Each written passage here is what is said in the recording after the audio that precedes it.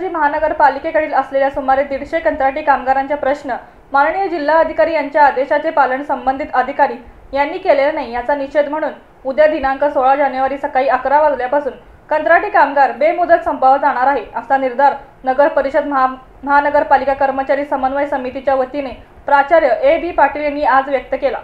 प्रारंभी शहरातील प्रमुख मार्गावरून कंत्राटी कर्मचाऱ्यांच्या मोर्चा महापालिकेच्या मुख्यालयात धडकला। प्रवेशद्वाराजवळ प्रवेशद्वार उघडण्याच्या झटापटीमध्ये आंदोलक आणि सुरक्षा रक्षक यांच्यामध्ये मोठी वादावादी झाली। दैनिक प्रगत हिंदुस्थानसाठी इचलकरंजीहून गजानन मोहिते।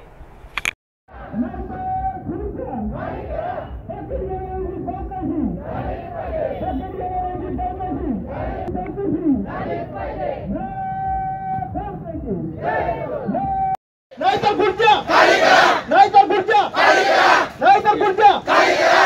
आमच्या बंदाचे पैसे मिळालेच पाहिजे, मिळालेच पाहिजे, मिळालेच पाहिजे।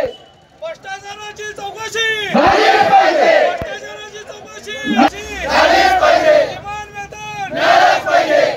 राहुल मोठा जय असो, जय असो।